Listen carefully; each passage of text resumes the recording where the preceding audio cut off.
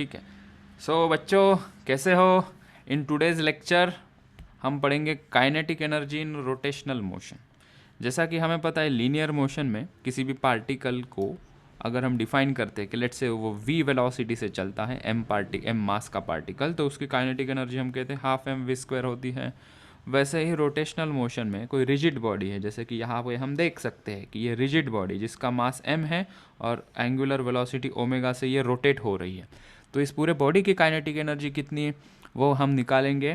तो हमने कंसिडर किया एक elemental mass dm at any arbitrary distance, let's say x from the axis of rotation. So when it is rotating it will have a velocity v। तो इसके kinetic energy हम निकालेंगे। Let's say इस kinetic energy is D के, तो यहाँ पे भी हम फॉर्मूला यही यूज़ करते हैं half m v square, because it's a scalar quantity in rotational motion also we will use a formula half m v square, लेकिन जब आउटपुट में उसका फॉर्मूला कुछ डिफरेंट बन जाएगा। तो हमने half into m is the mass that is d m into v square is its velocity, tangential velocity. तो इस वेलोसिटी को हम एंगुलर के टर्म में रिप्रेजेंट करेंगे। हमें एक रिलेशन पता है v is equals to r omega, already we have seen in circular motion के कॉन्सेप्ट में। तो यहाँ पे r क्या है, it is nothing but this distance, तो r की जगह पे हमने x लिख दिया और omega is omega of this rotating body. इसका स्क्वायर कर दिया, x square into omega square हो गया। इंटीग्रेट कर दिया ताकि हमें पूरे बॉडी का टोटल काइनेटिक एनर्जी मिल जाए। तो इंटीग्रेट करने के बाद ये टर्म तो k हो जाएगी, बिकॉज यहाँ पे कुछ नहीं मतलब 1 है और 1 का इंटीग्रेशन k आएगा सिर्फ, ठीक है। इज इक्वल्स टू यहाँ पे हाफ और ओमेगा स्क्वायर ये कांस्टेंट है, तो इंटीग्रेशन के बाहर लिख दिया। Omega it is moving with a constant angular velocity. So अंदर एक टर्म बची एक्स स्क्वायर डी एम। अभी ये होता है movement of inertia of a rotating body. This is represents integration of x square d m is nothing but movement of inertia of this continuous body और rotating rigid body. तो हमने लिख दिया उसको आई। तो हमारा फाइनल फॉर्मूला बन गया kinetic energy of a rotating body is nothing but half I omega square. तो अगर हमारे पास और एक सिचुएशन है, इसी को ही आगे कंटिन्यू करते हुए, kinetic energy of a rotating body about a moving axis of rotation, about a moving axis of rotation. क्या कॉन्सेप्ट है ये? देखो यहाँ पे हमारे पास एक रॉड है, ये रॉड अबाउट दिस पॉइंट ये रोटेट हो रहा है। Let's say this rod is rotating about this point and simultaneously ये आगे भी चल रहा है, रोटेट भी हो रहा है और आगे भी चल रहा है, ठीक है। सो अगर मैं दिखा सकूँ यहाँ पे, ये रोटेट भी हो रहा है और आगे भी चल रहा है ऐसे, ठीक है। रोटेट भी हो रहा है और आगे भी चल रहा है, काइंड ऑफ दिस। तो ऐसे सिचुएशन में हम काइनेटिक एनर्जी को कैसे डिफाइन करेंगे? तो पहले हम स्केच रिप्रेजेंट कर दें। ये पार्टिकल एंगुलर वेलोसिटी ओमेगा से रोटेट हो रहा है, ये ऐसे ग्रिंग ग्रिंग ग्रिंग ग्रिंग ग्रिंग ग्रिंग और आगे भी चल रहा है, ठीक है, about it centre of mass. So ये उसके सेंटर ऑफ मास की वेलोसिटी लेट्स से वी, ठीक है। बॉडी कैसे रोटेट हो रही है? अबाउट इट सेंटर ऑफ मास और आगे भी चल रही है। तो हर एक पार्टिकल की वेलोसिटी नहीं दिखाते हैं, तो पूरे बॉडी को रिप्रेजेंट करने वाला मॉनिटर कौन होता है? सेंटर ऑफ मास। उसकी वेलोसिटी दिखाते हैं कि लेट्स से सेंटर ऑफ मास की वेलोसिटी वी है, ठीक है। तो इसको थोड़ा और डिस्टिंग्विशली दिखाने के लिए हम उसके सेकेंड पोजिशन बताते हैं कि लेट्स से कि कुछ देर बाद ये यहाँ पे आएगा और कुछ पोजीशन उसकी ऐसे दिखेगी, ठीक है, ताकि जब हम बाद में इसको पढ़ेंगे हमें समझ में आए कि ये रोटेट भी हो रही थी और ये आगे भी चल रही थी विद कांस्टेंट वेलोसिटी वी सी। अब इस प्रकार की सिचुएशन की काइनेटिक एनर्जी क्या होगी? रोटेट भी कर रही है, आगे भी चल रही है, बहुत ही सिंपल है। काइनेटिक एनर्जी क्या होगी इसकी? वो होगी kinetic energy due to rotation about c plus kinetic energy due to translational motion. इसको आरसी को हम रोटेशन कर दें ताकि हमें पढ़ने में आसानी हो। Kinetic energy due to rotation plus kinetic energy due to translation.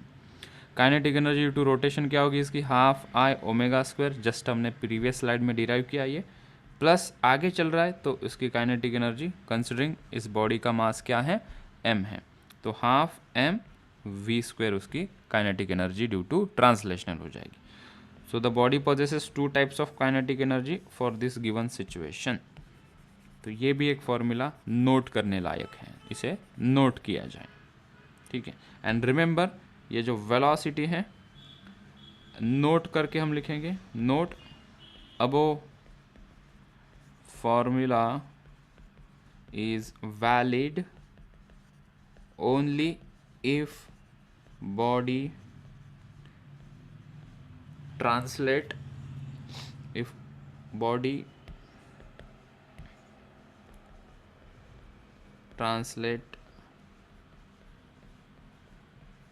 through center of mass.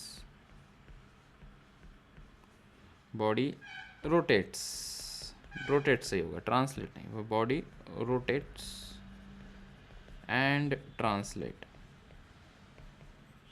Through centre of मास, मतलब एग्जैक्टली सेंटर ऑफ मास से बॉडी रोटेट होनी चाहिए और वैसे ही आगे चलनी चाहिए।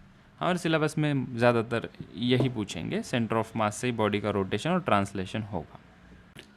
सो ये क्वेश्चन में क्या किया हमने, यहाँ पे डायग्राम में क्या दिया था, हमारे पास दो पार्टिकल्स थे 2 kg और 3 kg के, एक्सिस ऑफ रोटेशन से 3-3 मीटर की दूरी पे रखे थे, एक मासलेस रॉड के ऊपर अटैच थे, और हमें काइनेटिक एनर्जी गिवन सिस्टम की फाइंड आउट करनी है। काइनेटिक एनर्जी का फॉर्मूला होता है half I omega square. Moment of inertia ये पार्टिकल का क्या होगा, ये डिस्क्रीट पार्टिकल है तो m into r square, so m is 2, r square is distance का स्क्वायर 3 स्क्वायर इंटू ओमेगा। कोई भी पार्टिकल कोई भी दूरी पे रखा है, हर एक पार्टिकल का एंगुलर वेलोसिटी सेम हो जाता है, तो इसलिए यहाँ पे भी इसका एंगुलर वेलोसिटी 5 स्क्वायर लिखा, प्लस सेकंड पार्टिकल है उसका मोमेंट ऑफ इनर्शिया लिखा हाफ, ये मोमेंट ऑफ इनर्शिया हो गया 3 into 3 square into omega, particle का होगा 5 स्क्वायर। सॉल्व किया हमने, वी गॉट आंसर 562.5 जूल्स देते हैं। So work done by the torque, let's understand क्या होता है। जैसे लीनियर मोशन में हम देखते हैं किसी बॉडी के ऊपर हम कोई फोर्स लगा देते हैं तो बॉडी स्ट्रेट लाइन में आगे जाती है, एस डिस्प्लेसमेंट कवर करती है, तो हम कहते हैं कि work done is nothing but force into जितना डिस्प्लेसमेंट हुआ ये, या इंटीग्रल फॉर्म में स्मॉल डिस्प्लेसमेंट अगर dx हम लेना चाहते हैं और उसको हम इंटीग्रेट करने के बाद सॉल्व करना चाहते हैं, तो इंटीग्रल फॉर्म क्या होता है वर्क डन का, integral over F D x. वैसे ही रोटेशनल मोशन में कोई रिजिड बॉडी है, रिजिड बॉडी रोटेट हो रही है, तो रोटेट कैसे होगी, तो कोई टॉर्क लगा होगा, टॉर्क कैसे लगेगा, फोर्स इनटू परपेंडिकुलर डिस्टेंस, ये फॉर्मूला से। तो रोटेशनल मोशन में वर्क डन हम लिखते हैं इस, जैसे कि लीनियर मोशन में हम एफ लिखते थे, रोटेशनल मोशन में वर्क डन निकालने के लिए हम टॉर्क लिखेंगे टाउ, यहाँ पे डी एक्स लिखा करते थे, यहाँ पे हम लिखेंगे D theta, that is angular displacement. यहाँ पे ये लीनियर डिस्प्लेसमेंट हम कंसिडर करते थे, यहाँ पे कोई बॉडी अगर फोर्स लगाने के बाद या टॉर्क लगाने के बाद यहाँ से यहाँ आ जाएगी तो कितना डिस्प्लेसमेंट हुआ, तो हम कहेंगे कितना एंगुलर डिस्प्लेसमेंट हुआ, वो हम यहाँ पे मेंशन करेंगे। And for your kind information, torque का फॉर्मूला क्या होता है, फोर्स इनटू परपेंडिकुलर डिस्टेंस। ये लगता है थोड़ा सा वर्क डन के फॉर्मूला जैसा, राइट, कि सर वर्क डन के फॉर्मूला में भी तो फोर्स और डिस्प्लेसमेंट है, टॉर्क के फॉर्मूला में भी क्या है, फोर्स और डिस्प्लेसमेंट है, लेकिन यहाँ पे इसका रिजल्ट अलग है, ये लीनियरली डिस्प्लेस कर रहा है बॉडी को, यहाँ पे ये रिस्पॉन्सिबल है बॉडी को रोटेट करने में, ठीक है। सो यस, दोनों के यूनिट सेम है, न्यूटन इंटू मीटर है, वर्क डन का भी यूनिट क्या है, न्यूटन इंटू मीटर, टॉर्क का भी यूनिट क्या है, न्यूटन इंटू मीटर है, ठीक है, लेकिन दोनों का रोल अलग है। ये लीनियर मोशन में वर्क को डिफाइन कर रहा है, ये रोटेशनल मोशन में उसके रोटेट होने की कंडीशन को डिफाइन कर रहा है, क्यों रोटेट हो रहा है, तो हमने लगाया टॉर्क इसके लिए, ठीक है। सो मेक श्योर ये डिफरेंट क्वांटिटीज है, भले ही फॉर्मूला और यूनिट सेम दिखे, अलग है दोनों। या अगर फोर्स और डिस्टेंस परपेंडिकुलर नहीं है, लेट्स से कि हम ऐसे फोर्स लगा रहे हैं तब, और हम यही डिस्टेंस लेना चाहते हैं, तो हम ये फोर्स एफ का कंपोनेंट ले लेंगे in the direction this, that is F sine theta, और हम उसको जब लिखेंगे हम लिखेंगे R F sine theta. Cos theta component क्यों नहीं, क्योंकि torque is a vector quantity, cross product में हम साइन थीटा लेते हैं, ठीक। चलो फाइन, तो आगे बढ़ते हैं सिंपल क्वेश्चन की। एक एग्जांपल हमने लिया है, क्या एग्जांपल है, find the kinetic energy of a square lamina after 5 second as shown in the below, as shown figure in the below. तो एक स्क्वायर लैमिना है, स्क्वायर शेप की बॉडी है जिसको हम रोटेट कर रहे हैं उसके सेंट्रल एक्सिस से, और उसकी साइड दी है, मतलब ये टोटल 10 सेंटीमीटर है, तो एक हाफ साइड दी है 5 centimetre, half the distance is 5 centimetre. इस बॉडी के ऊपर टॉर्क लगाया, किसी मोटर से टॉर्क लगाया होगा। कितना टॉर्क लगाया हमने? 0.1 न्यूटन मीटर। हमें बोला है कि 5 सेकेंड बाद यह टॉर्क जब लगेगा इस बॉडी के ऊपर इस सिचुएशन के लिए, तो बताओ इसकी काइनेटिक एनर्जी कितनी हो जाएगी। ठीक, तो हम इसे को कैसे अप्रोच करेंगे इस क्वेश्चन को। तो हमारे पास काइनेटिक एनर्जी का फॉर्मूला है, उसका सॉल्यूशन निकालते हैं। सॉल्यूशन, काइनेटिक एनर्जी का क्या फॉर्मूला हमारे पास है? बॉडी सिर्फ प्योरली रोटेट कर रही है, तो क्या फॉर्मूला है हमारे पास? हाफ इंटू आई इंटू ओमेगा स्क्वायर। ठीक है, यहाँ पे ओमेगा पता नहीं है हमें, तो मोमेंट ऑफ इनर्शिया पता है, लेकिन मोमेंट ऑफ इनर्शिया कितना बताओ? ये सिचुएशन में मोमेंट ऑफ इनर्शिया कितना होगा? स्क्वायर प्लेट का सेंटर के अबाउट कितना होता है मोमेंट ऑफ इनर्शिया? याद है किसी को? चेक करके बताओ। कोई है जो हमें बताएं? तो हमें मोमेंट ऑफ इनर्शिया पीछे जाके हमने देखा, हमें मिला m/12 a² plus b²। If you rotate the body about it central axis, ये फॉर्मूला होता है m/12 a² प्लस b²। ये स्क्वायर लैमिना है, तो ये a और ये b दोनों इक्वल हो गए, तो can we say m/12 into 2l²। If I consider this side as l, ये भी तो l होगी, तो ये 2l² हो जाएगा। तो moment of inertia of square lamina अब से हम याद रखेंगे ml²/6 आएगा अबाउट इट सेंट्रल एक्सिस। मिल गया हमें फॉर्मूला मोमेंट ऑफ इनर्शिया का। ओके, हमें अभी ओमेगा चाहिए। How do we find out the omega? Omega कैसे मिलेगा हमें? तो देखो, हम पहले ओमेगा को निकाल लेते हैं, फिर हम सब्स्टिट्यूट कर देते हैं। तो इसको नंबर 1 नाम दे दिया। हम चले अभी ओमेगा फाइंड आउट करने की। ओमेगा कैसे फाइंड आउट करेंगे? हमें गिवन है टॉर्क। टॉर्क का एक फॉर्मूला हमें पता है, torque is nothing but I into alpha. ठीक है, टॉर्क गिवन है यहाँ पे 0.1। आई की वैल्यू हमें निकालनी ही पड़ेगी मजबूरन, अभी आई की वैल्यू यहाँ सब्स्टिट्यूट करनी पड़ेगी। तो आई की वैल्यू हम यहाँ पे निकाल लेते हैं। सो आई इज इक्वल्स टू, यहाँ पे हमें मिला था ml²/6। मुझे लगता है हमने वहीं पे निकालना चाहिए ताकि जगह हमारी बच जाए। इसको छोटा किया, थोड़ा ऊपर कर देते हैं। सो आई इज इक्वल्स टू, मास कितना है 1, लेंथ कितनी है total? How much is the length? 10 centimetre. So 10 into 10⁻⁻², हम मीटर में चाहते हैं ना, उसका स्क्वायर डिवाइडेड बाय 6। तो ये कितना आएगा? ये हो जाएगा 10 इंटू 10 100 इंटू 10⁻⁻4 डिवाइडेड बाय 6। ठीक है, ये हमारा हो गया kg मीटर स्क्वायर में। इतना ही सब्स्टिट्यूट करते हैं, आगे चल के उसको सॉल्व भी कर लेंगे।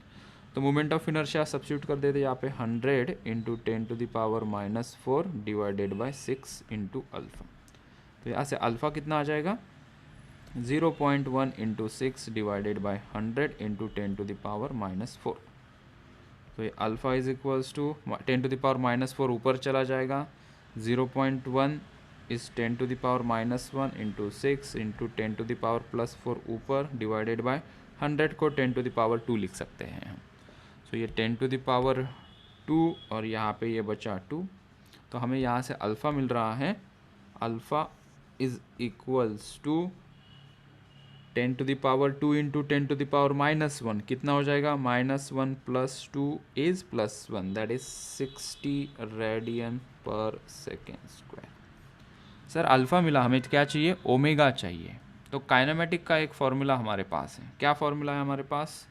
तो पहले तो ये स्टेप नंबर 1 थी, बाद हम यहाँ पे आए, फिर हम यहाँ पे चले। तो हमारे पास है omega final is equals to ω0 plus alpha t. Kinematic का एक इक्वेशन हमारे पास है। ठीक है, इनिशियली ये रेस्ट पे ही था, कोई इन्फॉर्मेशन गिवन नहीं, तो we have to assume the body starting from rest. ω0 0, omega final ये ओमेगा चाहिए हमें। अल्फ़ा जस्ट हमने निकाला है 60, कितने टाइम बाद? वो 5 यहाँ पे पुट कर देंगे। सो ओमेगा फाइनली हमें कितना मिल गया, 300 radian per second, right. So kinetic energy हमारे को मिल सकती है क्या अभी? Yes, we can get the kinetic energy right away. Kinetic energy now is equals to half I omega square, ठीक है। तो लेट्स मेक दिस स्मॉल, लेकिन आई स्पेस यहाँ पे ऊपर करेंगे। सो काइनेटिक एनर्जी हमें मिल गई half into I, moment of inertia हमने यहाँ से कैलकुलेट किया 100 into 10⁻⁻4 divided by 6 into omega हमें मिला 300। सो 300 का यहाँ पे हो जाएगा ये स्क्वायर। सो काइनेटिक एनर्जी मुझे बताओ कैलकुलेट करके कितना आ रहा है। So we got answer 75 joule. So kinetic energy after 5 second इसकी कितनी हो जाएगी, 75 जूल। अभी 10 सेकेंड के बाद कितनी हो सकती है? हम ये तो बता सकते हैं कि 75 से ज़्यादा ही होगी आफ्टर 10 सेकेंड, क्योंकि कंटिन्यूसली टॉर्क लग रहा है, इसकी ओमेगा कंटिन्यूसली क्या हो रहा है, इंक्रीज हो रहा है। एक चीज़ याद रखो, जब भी हम फोर्स लगाते हैं या हम रोटेशनल मोशन में टॉर्क लगाते हैं तो omega either will increase, omega either will decrease in most of the situations, ठीक है। चलते हैं आगे, एक क्वेश्चन करते हैं और a flywheel of moment of inertia equal to 3 kg meter square applied a torque of 6 Newton meter. Find work done by torque in 20 seconds. Starting initially considering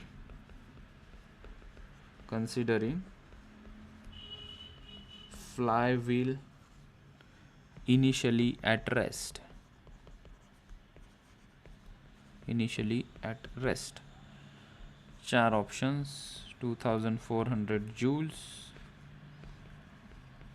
1800 joules, 3600 joule and 3000 joule। चलो इसे solve करो। Question करते हैं, a flywheel of moment of inertia 3 kg meter square applied a torque of 6 Newton meter. Find the work done by the torque in 20 seconds. Consider the flywheel initially at rest.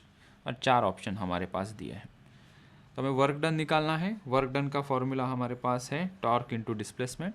Integration वाला नहीं use करेंगे क्योंकि यहाँ पे कोई variation नहीं दिया है टाइम के साथ। सो हम सबसे पहले टॉर्क निकाल लेते हैं। This is the first step. Torque is equals to I alpha. So torque तो गिवन है ना, हम अल्फ़ा निकाल लेते हैं यहाँ से। सो अल्फ़ा हमें मिल जाएगा torque upon moment of inertia. Torque is 6 divided by moment of inertia is 3। Alpha आ गया, ठीक है। हमें थीटा चाहिए। थीटा कैसे मिलेगा, ये स्टेप हम स्किप कर देते हैं। हमें थीटा चाहिए। Theta is equals to omega naught t plus half alpha t square. यहाँ से थीटा मिल गया ओमेगा नॉट 0 क्योंकि इनिशियली रेस्ट में है flywheel, plus half into alpha. ये पहले हमने जो अल्फ़ा निकाला है, this alpha, it is 2 here, substitute किया। टाइम कितना है, 20 सेकेंड के बाद पूछा है, तो 20 का स्क्वायर। सो थीटा हमें मिल गया 400। सो टॉर्क ऑलरेडी गिवन था क्वेश्चन में 6 न्यूटन मीटर, और एंगुलर डिस्प्लेसमेंट हमें मिला 400 रेडियन आफ्टर 20 सेकेंड। तो वर्क डन हमें सीधा सीधा मिल गया 2400 जूल्स। तो ये क्यों निकाला सर आपने ओमेगा? सो अगर हम काइनेटिक एनर्जी फाइंड आउट करना चाहते हैं तो हम यूज़ करेंगे हाफ आई ओमेगा स्क्वायर। तो वो हो जाएगी हाफ इंटू आई, यहाँ पे दिया है 3 इंटू 40 का स्क्वायर करेंगे। तो जब काइनेटिक एनर्जी की ज़रूरत है तब ओमेगा लगेगा, ठीक है। बट हमने निकाल लिया एक्स्ट्रा में।